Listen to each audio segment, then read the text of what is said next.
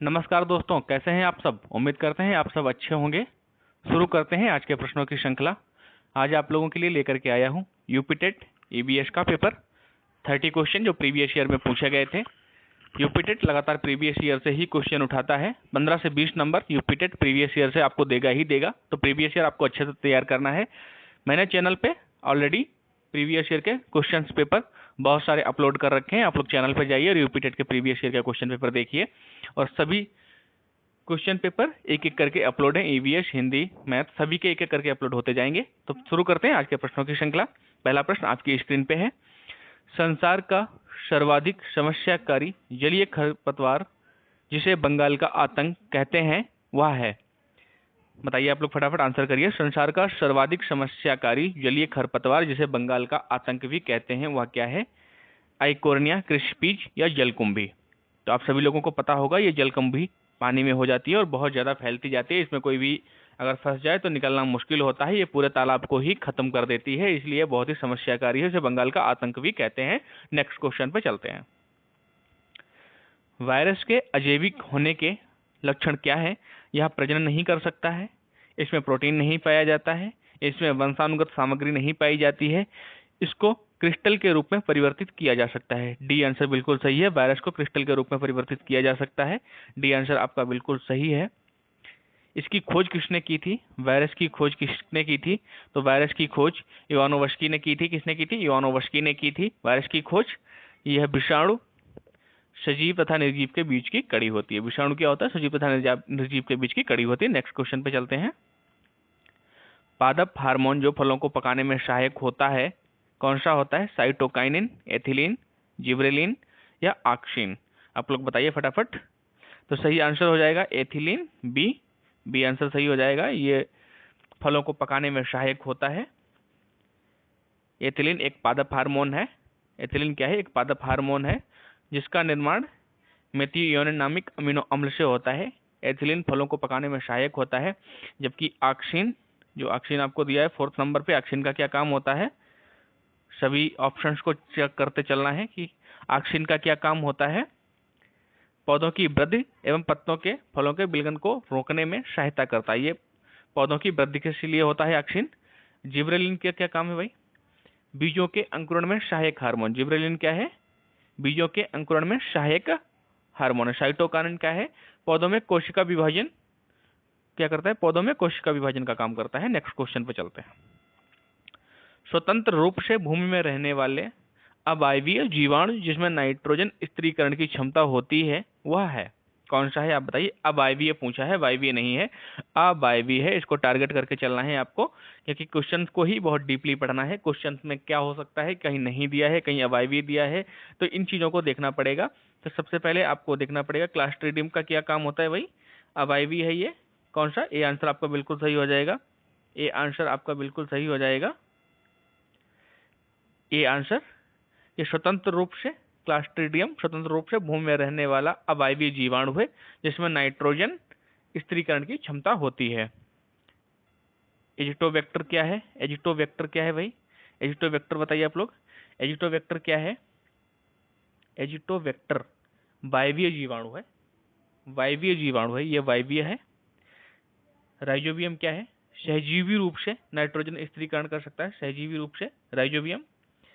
तो सही आंसर हमारा ए हो जाएगा, क्लस्ट्रीडियम जो अवायवीय। नेक्स्ट क्वेश्चन पे चलते हैं। सन 1853 में भारत की पहली यात्री ट्रेन चली थी, तो कहां से कहां तक चली थी और उस समय भारत का वायसराय कौन था, ये भी बताइए आप लोग फटाफट। गवर्नर जनरल उस समय थे लॉर्ड डलहौजी। कौन था भाई। गवर्नर जनरल थे लॉर्ड डलहौजी। और ये मुंबई से ठाणे के बीच चली थी। कहां से चली थी। मुंबई से ठाणे के बीच चली थी। लगभग दूरी कितनी थी। तो लगभग दूरी 33.7 किलोमीटर थी। लगभग दूरी कितनी थी। 33.7 किलोमीटर थी। इसको किसके द्वारा खींचा गया था। 3 भाप इंजनों के द्वारा खींचा गया था। 3 भाप इंजन थे। ये पूछ सकता है, कभी डीपली पूछता है अगर तो पहले का नाम था सुल्तान। सुल्तान भाप इंजन 3 थे। सुल्तान, सिंधु एवं साहिब। सुल्तान, सिंधु एवं साहिब 3 भाप इंजन थे जिससे इस ट्रेन को खींचा था। नेक्स्ट क्वेश्चन पे चलते हैं। एशिया का सबसे बड़ा पशु मेला कहाँ आयोजित होता है। एशिया का सबसे बड़ा पशु मेला सोनपुर में होता है। ये सोनपुर कहाँ पड़ता है भाई। ये सोनपुर बिहार में है। कहाँ है भाई? बिहार में किस नदी के तट पर है? तो ये गंडक नदी के तट पर है। प्रत्येक वर्ष कब होता है? नवंबर में कार्तिक पूर्णिमा के दिन से शुरू लगने वाला मेला होता है। एशिया का सबसे बड़ा पशु मेला है। इसे और क्या जानते हैं? इसे हरिहर क्षेत्र का मेला भी कहते हैं। किस क्षेत्र का? हरिहर मेला पूछ दिया जाएगा तब भी यही है, इसे हरिहर क्षेत्र का मेला भी कहा जाता है। तो अगर नाम घुमा के पूछेगा तो हरिहर क्षेत्र का मेला हो जाएगा। शेष एशिया का सबसे बड़ा पशु मेला सोनपुर में लगता है। कौन सा भाई? गंडक नदी के तट पर लगता है। हरिद्वार में क्या होता है? हरिद्वार में और नासिक में क्या होता है? हरिद्वार और नासिक में कुंभ मेला लगता है। हरिद्वार और नासिक में क्या लगता है भाई? कुंभ मेला लगता है प्रत्येक 12 वर्ष पर। जबकि पुष्कर मेला कहाँ का है? ये आंसर पुष्कर मेला कहाँ का है भाई? तो ये राजस्थान में लगने वाला विश्व प्रसिद्ध मेला है जो ऊँटों के लिए फेमस है। तो सारे ही विकल्प जितने भी दिए, एक एक विकल्प को भी चेक करते चलना है, जिससे आपको ज्ञान की जानकारी और ज़्यादा बढ़ती चली जाए। नेक्स्ट क्वेश्चन पे चलते हैं, कुछ भी छूटना नहीं चाहिए। राष्ट्रीय एकता परिषद की स्थापना हुई थी। राष्ट्रीय एकता परिषद की स्थापना कब हुई थी? तो 1961 में हुई थी। कब हुई थी भाई? राष्ट्रीय एकता परिषद की स्थापना 1961 में हुई थी। बी आंसर आपका बिल्कुल सही हो जाएगा। उसमें भारत का प्रधानमंत्री कौन था? तो पंडित जवाहरलाल नेहरू थे। कौन था भाई? प्रधानमंत्री कौन था? पंडित जवाहरलाल नेहरू। तो एकता परिषद का अध्यक्ष कौन होता था? तो भारत का प्रधानमंत्री ही इसका अध्यक्ष होता था, मतलब पंडित जवाहरलाल नेहरू ही इसके अध्यक्ष थे। नेक्स्ट क्वेश्चन पे चलते हैं। समता के अधिकार का उल्लेख संविधान के किन अनुच्छेदों में मिलता है? तो समता के अधिकार का उल्लेख संविधान के अनुच्छेद 14 से 18 के बीच में मिलता है। किसमें मिलता है? बी ऑप्शन आपका बिल्कुल सही हो जाएगा। 14 से 18 के बीच में मिलता है समता का अधिकार। स्वतंत्रता का अधिकार किसके? 19 से 22 के बीच में। 19 से 22 के बीच में क्या है? स्वतंत्रता का अधिकार है भाई। स्वतंत्रता का अधिकार है 19 से 22 के बीच में। 23 से 24 के बीच में क्या था? 23 से शोषण के विरुद्ध अधिकार है भाई। किसके? शोषण के विरुद्ध अधिकार। शोषण के विरुद्ध अधिकार। 25 से 28 में क्या आएगा? धार्मिक स्वतंत्रता का अधिकार। क्या आएगा? धार्मिक स्वतंत्रता का अधिकार। धार्मिक स्वतंत्रता का अधिकार। धार्मिक स्वतंत्रता का अधिकार। तो सही ऑप्शन आपका हो जाएगा बी। 14 से 18 में समता का अधिकार का उल्लेख है। 19 से 22 क्या बताया? स्वतंत्रता का अधिकार। नेक्स्ट क्वेश्चन पे चलते हैं। किस देश में लचीला संविधान लागू है? किस देश में लचीला संविधान लागू है? अमेरिका, चीन, भारत, यूनाइटेड किंगडम। तो भारत में नहीं है। भारत का संविधान कैसा है? भारत का संविधान अंशतः लचीला व अंशतः कठोर है। भारत का संविधान लचीला नहीं है, अंशतः कठोर व अंशतः लचीला है। सही आंसर हो जाएगा डी। सही आंसर हो जाएगा डी, यूनाइटेड किंगडम। सही आंसर क्या हो जाएगा भाई? D, United kingdom. भारत का संविधान लचीला नहीं है, ये कंफ्यूजन दूर कर दीजिए। संभवतः लचीला और संभवतः कठिन है, दोनों तरीके का है। नेक्स्ट क्वेश्चन पे चलते हैं। पूर्वा किस अधिवास में शामिल है? तो सभी लोगों को पता होना चाहिए, पूर्वा ग्रामीण अधिवास में शामिल है। ग्रामीण अधिवास में छोटे छोटे लोग होते हैं, वो कस्बे टाइप के ना, लोग बोलते हैं पूर्वा। तो पूर्वा किसमें? ग्रामीण अधिवास में शामिल है। कौन सा ज्वालामुखी पर्वत है? आप लोग फटाफट बताइए, कौन सा ज्वालामुखी पर्वत है? तो किलिमंजारो एक ज्वालामुखी पर्वत है। किलिमंजारो एक ज्वालामुखी पर्वत है। ये कहाँ है बताइए भाई? किलिमंजारो एक ज्वालामुखी पर्वत है। नेक्स्ट क्वेश्चन पे चलते हैं। यूराल पर्वत भाई कहाँ है? यूराल पर्वत किस पर्वत का उदाहरण है? तो बलित पर्वत का। यूराल पर्वत किस पर्वत का उदाहरण है भाई? बलित पर्वत का। किसका? बलित पर्वत का। यूराल पर्वत जो है बलित पर्वत का उदाहरण है। किसका है? बलित पर्वत का। और ज्वालामुखी पर्वत है जो किलिमंजारो है। कहाँ स्थित है ये आपको बताना है, फटाफट बताइए आप। तो ये अफ्रीका में स्थित है। किलिमंजारो पर्वत अफ्रीका में स्थित है। सही आंसर सी। नेक्स्ट क्वेश्चन पे चलते हैं। एलिफेंटा द्वीप कहाँ स्थित है? आप लोग फटाफट बताइए, एलिफेंटा द्वीप कहाँ स्थित है? तो ये मुंबई के तट पर स्थित है। कहाँ स्थित है भाई? मुंबई के तट पर। ए आंसर आपका बिल्कुल सही हो जाएगा। एलिफेंटा द्वीप मुंबई के दक्षिणी भाग में अरब सागर में स्थित है। यहाँ क्या मिला था भाई? एलिफेंटा द्वीप यहाँ पर एक मिली हाथी की एक विशाल प्रतिमा के कारण पुर्तगालियों ने इसको नाम जो था एलिफेंटा द्वीप रख दिया था। एलिफेंटा द्वीप क्यों नाम रख दिया था? कि एक हाथी की बहुत बड़ी यहाँ पे मूर्ति स्थित थी, इसकी वजह से इसे एलिफेंटा द्वीप का नाम रखा गया। नेक्स्ट क्वेश्चन पे चलते हैं। मानसूनी वन पाए जाते हैं जहां वर्षा होती है। मानसूनी वन कहाँ पाए जाते हैं? जहां 70 से 200 सेंटीमीटर के बीच में वर्षा होती है। सी आंसर आपका बिल्कुल सही हो जाएगा। सी आंसर सही हो जाएगा, 70 से 200 सेंटीमीटर। नेक्स्ट क्वेश्चन पे चलते हैं। कार्बी एंगलोंग पठार किस पठार का विस्तार है? आप लोग बताइए फटाफट, बहुत ही इंपॉर्टेंट है, ट्रेंडिंग क्वेश्चन है ये। ट्रेंडिंग क्वेश्चन है, ये आ सकता है, चांसेस बहुत ज़्यादा है। तो प्रायद्वीपीय पठार का भाग है। किसका? सी आंसर बिल्कुल सही हो जाएगा। कार्बी एंगलोंग पठार जो है ये प्रायद्वीपीय पठार का भाग है। नेक्स्ट क्वेश्चन पे चलते हैं। भारत में महिलाओं के आरक्षण की व्यवस्था कहाँ है? इंपॉर्टेंट है, इसको नोट कर लीजिए, इंपॉर्टेंट क्वेश्चन है। भारत में महिलाओं के लिए आरक्षण की व्यवस्था कहाँ है? तो पंचायती राज संस्थाओं में है। डी ऑप्शन आपका बिल्कुल सही हो जाएगा, पंचायती राज संस्थाओं में है। नेक्स्ट क्वेश्चन पे चलते हैं। किसी राज्य के राज्यपाल की नियुक्ति के लिए कम से कम क्या उम्र होनी चाहिए? ये तो आप सभी लोगों को पता होना चाहिए, 35 ईयर। राज्यपाल की उम्र कितनी होनी चाहिए भाई? 30 नहीं, 35 वर्ष होनी चाहिए, 35 ईयर। किसी राज्य के राज्यपाल की नियुक्ति के लिए कम से कम 35 एज होनी चाहिए। नेक्स्ट क्वेश्चन पे चलते हैं। सूची 1 और सूची 2 को सुमेलन करते हुए सही कूट चुने। आप लोगों को पता होना चाहिए। सबसे पहले आप लोग जो इजी आपको लगता है उसे मिलाना शुरू करिए। ग्राम पंचायत का क्या होना चाहिए? सरपंच। तो फोर्थ का सेकंड हो जाएगा। नगर निगम का मेयर होता है, ये सभी को पता होगा। तो सी का 4। अब आप लोगों को मिलाना है। लास्ट में देखिए डी। डी में 2 किस्में है तो 2 में दिया है, तो ये 2 ऑप्शन आपके अपने आप ही कट जाएंगे। 2 ऑप्शन आपके अपने आप ही कट जाएंगे, ये वाला और ये वाला। अब कौन से बचे? आपके 2 बचे, पहला और चौथा। अब आपको तीसरा मिलाना है, सी। सी में कौन सा होना चाहिए? सेकंड। सी में सेकंड किस में है? इसमें। तो डी ऑप्शन आपका बिल्कुल सही हो जाएगा। अब शेष आप अपने आप मिला लीजिए। ए का 3 भारतीय संघ राज्यपाल, ये नहीं हो सकता। भारतीय संघ का राज्यपाल नहीं होता है, भारतीय संघ का राज्यपाल नहीं होता है।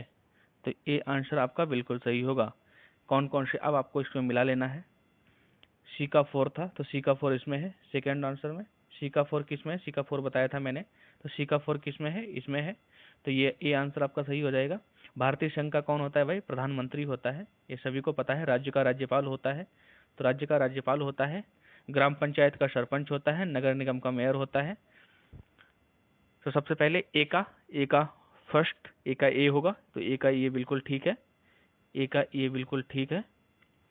फिर राज्य के लिए राज्यपाल, बी का 3 ये भी ठीक है। बी का 3 ये भी ठीक है। सी का 4, तो सी का 4 ये भी ठीक है। सी का 4 नगर निगम का मेयर होता है, ग्राम पंचायत का सरपंच होता है। डी का 2। नेक्स्ट क्वेश्चन पे चलते हैं। अनुच्छेद 356 का प्रथम प्रयोग कब और कहाँ हुआ? बताइए, अपन का प्रयोग सर्वप्रथम कब और कहाँ हुआ? आप लोग फटाफट बताइए। तो सबसे पहले अनुच्छेद 356 के अंतर्गत क्या आता है? तो राष्ट्रपति शासन होता है। अनुच्छेद 356 के अंतर्गत क्या होता है? राष्ट्रपति शासन होता है। और सर्वप्रथम एक कहाँ लगा था? तो केरल में लगा था 1959 में। केरल में लगा था 1959 में। राष्ट्रपति शासन लागू किया जा सकता है जब राज्यपाल कोई सिफारिश करता है कि इसमें संवैधानिक सरकार जो है, राज्य सरकार स्थिर नहीं है या किसी भी दल को पूर्ण बहुमत नहीं है, उस स्थिति में राष्ट्रपति शासन का वहाँ पे अनुमोदन हो जाता है और राष्ट्रपति शासन लागू हो जाता है। तो 1959 में केरल में इसका पहली बार प्रयोग किया गया था। केरल की कम्युनिस्ट सरकार को बर्खास्त किया गया था। नेक्स्ट क्वेश्चन पे चलते हैं। नगर निगम द्वारा कौन सा कर लगाया जा सकता है? तो नगर निगम द्वारा चुंगी कर लगाया जा सकता है, गृह कर लगाया जा सकता है, मनोरंजन कर। तो उपयुक्त सभी आंसर, डी आंसर बिल्कुल सही हो जाएगा। नेक्स्ट क्वेश्चन पे चलते हैं। निम्नलिखित में से किस प्रदेश में रेंडियर पाए जाते हैं? तो निम्नलिखित में से किस प्रदेश में रेंडियर पाए जाते हैं? रेंडियर जो होते हैं ये टुंड्रा प्रदेश में पाए जाते हैं। सी ऑप्शन आपका बिल्कुल सही हो जाएगा। रेंडियर कहाँ निवास करते हैं? ये टुंड्रा प्रदेश में है। वैसे तो ये भ्रमणशील जंतु हैं। ये कैसे जंतु हैं? भ्रमणशील जंतु हैं।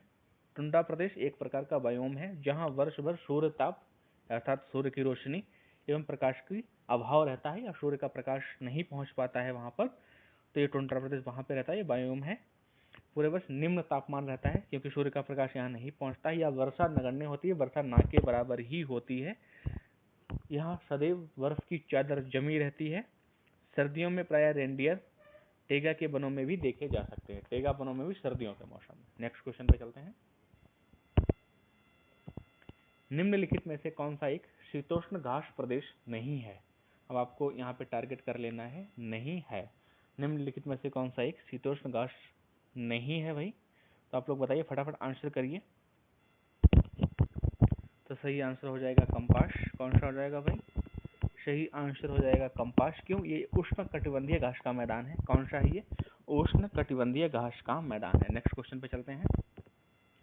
जनसंख्या के आकार के अनुसार बृहत्तम महाद्वीप कौन सा है? अर्थात सबसे बड़ा महाद्वीप कौन सा है? तो सभी को पता है एशिया महाद्वीप जनसंख्या के आधार पर सबसे बड़ा महाद्वीप है। नेक्स्ट क्वेश्चन पे चलते हैं। भारत में थारू जनजाति कहाँ निवास करती है? मिसप्रिंट हो गया है क्वेश्चन। थारू जनजाति कहाँ निवास करती है? थारू जनजाति कहाँ निवास करती है? तो ये उत्तराखंड में निवास करती है और उत्तर प्रदेश के तराई क्षेत्र में भी निवास करती है। तो उपयुक्त में से एक से अधिक ई आंसर सही हो जाएगा। भारत में थारू जनजाति कहाँ निवास करती है? तो उत्तराखंड में निवास करती है और उत्तर प्रदेश के तराई क्षेत्र में निवास करती है, इसलिए उपयुक्त में से एक से अधिक हो जाएगा। नेक्स्ट क्वेश्चन पे चलते हैं। भिलाई इस्पात संयंत्र कहाँ स्थित है? तो भिलाई इस्पात संयंत्र छत्तीसगढ़ में स्थित है। कहाँ स्थित है भाई? छत्तीसगढ़ में स्थित है। 10 बार देश का सर्वश्रेष्ठ एकीकृत इस्पात कारखाने के लिए प्रधानमंत्री पुरस्कार प्राप्त भिलाई इस्पात कारखाने की स्थापना किसकी सहायता से की गई थी? सोवियत संघ की सहायता से। कब की गई थी? 1955 में की गई थी। 1955 में की गई थी सोवियत संघ की सहायता से। नेक्स्ट क्वेश्चन पे चलते हैं। सही आंसर ए छत्तीसगढ़। निम्न में से कौन सा अचल जीव का उदाहरण है? तो आप लोग बताइए अचल जीव कौन सा है? यूप्लेक्टेला है। सी ऑप्शन आपका बिल्कुल सही हो जाएगा। अचल जीव कौन सा है? यूप्लेक्टेला है। ये पूछा गया है, प्रीवियस ईयर के ही सारे क्वेश्चन हैं, एक भी क्वेश्चन ऐसा नहीं है जो प्रीवियस ईयर में नहीं पूछा गया, सारे प्रीवियस ईयर के क्वेश्चन हैं। नेक्स्ट क्वेश्चन पे चलते हैं। प्रोटीन अणुओं की इकाई क्या है? सभी लोगों को पता है प्रोटीन अणुओं की जो इकाई होती है वो अमीनो अम्ल है। ये आंसर आपका बिल्कुल सही हो जाएगा। नेक्स्ट क्वेश्चन पे चलते हैं। निम्न में से कौन सा अंगक पादप कोशिका में अनुपस्थित होता है? तो यहाँ पे आपको टारगेट कर लेना है तुरंत। उपस्थित या अनुपस्थित क्या पूछा गया? तो अनुपस्थित पूछा गया है। तो ये तारक काय जो होता है ये अनुपस्थित होता है। क्या होता है? डी आंसर आपका बिल्कुल सही हो जाएगा, तारक काय। नेक्स्ट क्वेश्चन पे चलते हैं। मनुष्य के शरीर की सबसे बड़ी ग्रंथि कौन सी है? तो सभी को पता है यकृत ग्रंथि जो है सबसे बड़ी ग्रंथि है। टारगेट करके चलना है। ये क्वेश्चन ट्रेंडिंग क्वेश्चन है, प्रीवियस ईयर के क्वेश्चन है, तो आएंगे ही आएंगे। मनुष्य के शरीर की सबसे बड़ी ग्रंथि कौन सी है? यकृत ग्रंथि है। नेक्स्ट क्वेश्चन पे चलते हैं। उत्तर प्रदेश का राज्य पक्षी है, तो सभी लोगों को पता है सारस क्रेन है। उत्तर प्रदेश का राज्य पक्षी कौन है भाई? सारस क्रेन है। कैसे लगे आप लोगों को आज के प्रश्नों की श्रृंखला? अगर अच्छी लगी तो चैनल को सब्सक्राइब कर लें। इसमें प्रीवियस ईयर के प्रश्न पत्र बहुत सारे पहले से ही अपलोड हैं, तो आप लोग चैनल पर जाकर के प्रीवियस ईयर के क्वेश्चन पेपर देखिए। यूपी टेट सिलेक्शन करवाने की 100% जिम्मेदारी, 100% आप पास करेंगे अगर आप सारे चैनल्स को, सारे प्रश्नों को सही से डीपली पढ़ेंगे। नेक्स्ट क्वेश्चन पे चलते हैं। आज के प्रश्नों की श्रृंखला का लास्ट प्रश्न है, फूलों की घाटी कहाँ स्थित है? तो ये उत्तराखंड में स्थित है। उत्तराखंड के चमोली जिले में स्थित है। फूलों की घाटी कहाँ स्थित है? उत्तराखंड के चमोली जिले में स्थित है। चिपको आंदोलन कहाँ हुआ था? ये भी उत्तराखंड में हुआ था। चिपको आंदोलन के प्रणेता कौन थे? तो सुंदरलाल बहुगुणा जी थे। आज के प्रश्नों की श्रृंखला को यहीं समाप्त कर लेते हैं। चैनल को सब्सक्राइब कर लीजिए जिससे लगातार आपको प्रीवियस ईयर और ट्रेंडिंग क्वेश्चंस लगातार मिलते रहें। सभी क्वेश्चंस इस पे मिलते रहेंगे आपको, हिंदी, इंग्लिश, संस्कृत, पर्यावरण, मैथ, सब कुछ इस पे आपको लगातार मिलेगा। पूरी तैयारी करवाई जाएगी, कुछ भी नहीं छूटेगा। बस आप लोगों को साथ बने रहना है, सभी कुछ देखते रहना है। आज के प्रश्नों की श्रृंखला को यहीं समाप्त करते हैं। जय हिंद, जय भारत।